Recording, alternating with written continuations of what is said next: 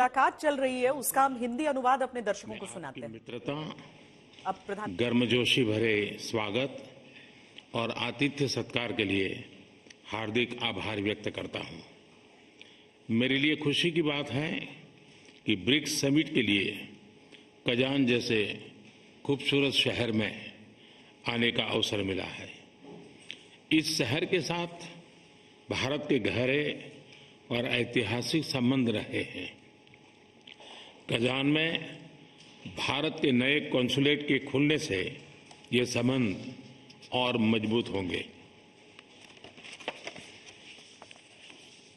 Ваше превосходительство, в первую очередь позвольте от всей души поблагодарить вас за вашу дружбу, за теплое и радушное гостеприимство. Отрадно, что мне посчастливилось, что я приехал в Казань, в такой прекрасный город, для того, чтобы участвовать в саммите БРИКС. Индия имеет глубокие исторические связи с этим городом. И после того, как откроется генконсульство Индии в этом городе, наши отношения еще крепнут. Excellency, पिछले 3 महीनों में मेरा 2 बार रूस आना हमारे करीबी समन्वय और गहरी मित्रता को दर्शाता है। जुलाई में मॉस्को में हुई हमारी एनुअल समिट से हर क्षेत्र में हमारे सहयोग को बल मिला है।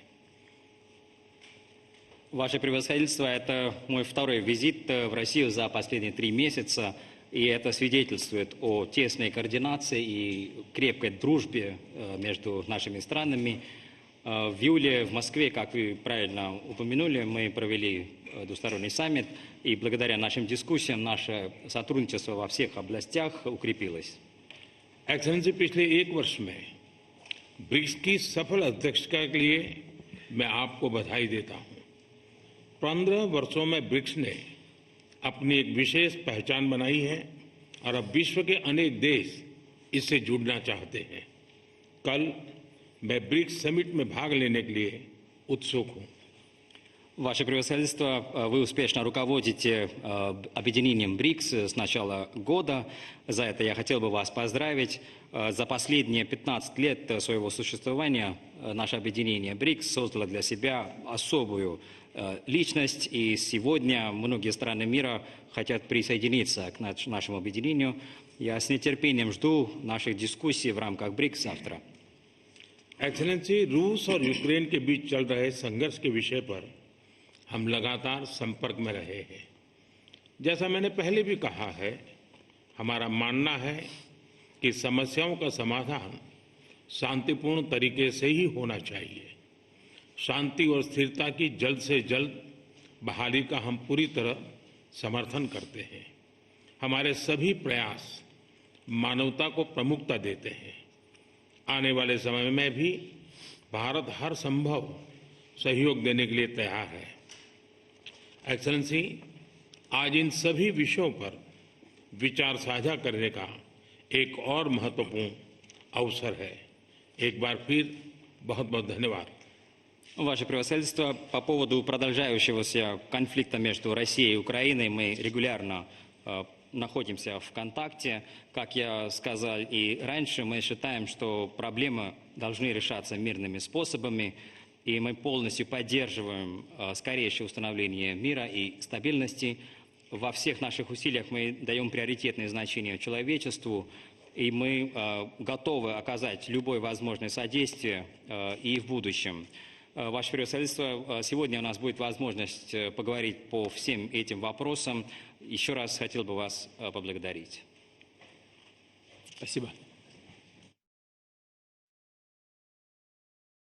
स्वागत किया व्लादिमीर पुतिन ने, और उसके बाद प्रधानमंत्री की तरफ से ऐतिहासिक संबंधों का हवाला देते हुए, नए कॉन्सुलेट के खुलने की बात करते हुए धन्यवाद दिया गया है इस स्वागत के लिए।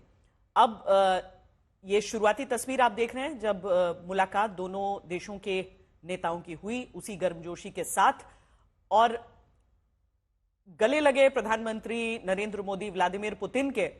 पिछली बार भी जब गौरव गले लगे थे उसके बाद बड़ा विवाद हो गया था और यूक्रेन की तरफ से भी बड़ी नाराजगी जताई गई थी, लेकिन प्रधानमंत्री अपनी दोस्ती का मुजाहरा एक बार फिर कर रहे हैं और मतलब गले लगे सबसे पहले वो व्लादिमीर पुतिन के?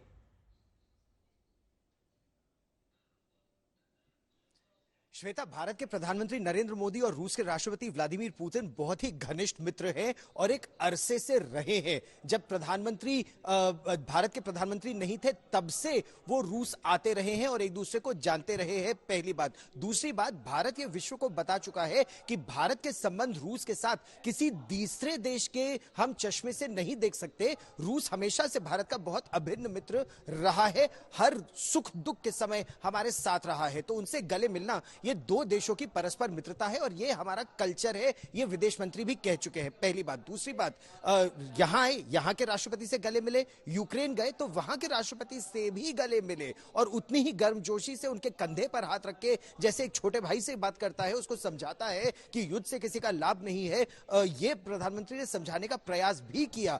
अब वहां की बात अब वो एक बार फिर यहां लेकर आए हैं, एक तरह से शांति दूत की भूमिका में है। लेकिन जैसा बिल्कुल सही ब्रह्मचलानी भी कह रहे थे कि हमको देखना यह होगा कि अमेरिका में चुनाव कौन जीतता है। अगर डोनाल्ड ट्रंप जीतते हैं तो क्या हथियार और पैसे वैसे ही मिलते रहते हैं यूक्रेन को, क्योंकि एक तरह से रूस में यहां देखा जाता है कि यह अमेरिका का एक तरह से छद्म युद्ध है, प्रॉक्सी वॉर है रूस के खिलाफ वाया यूक्रेन। और अगर ऐसा नहीं होता है तो शांति की प्रक्रिया आगे तेजी से बढ़ सकती है। लेकिन द्विपक्षीय रिश्ते, ऊर्जा, भारत का उससे बहुत लाभ है। सस्ता तेल, सस्ती गैस, परमाणु ऊर्जा जो वहां यहां से आ रही है, न्यूक्लियर एनर्जी, उससे भारत का बहुत लाभ है। उसके साथ साथ कजान में कॉन्सुलेट खुल रहा है, अकितारिनबुर्ग में कॉन्सुलेट खुल रहा है, व्लादिवोस्तोक से एक और रास्ता खुल रहा है भारत के लिए। तो एनर्जी सिक्योरिटी भारत की और डेवलपिंग वर्ल्ड की बहुत महत्वपूर्ण है। तो रूस के साथ ये जो बातचीत है उस क्षेत्र में इस संबंध को बहुत मजबूती से आगे बढ़ा रहे हैं। श्वेता।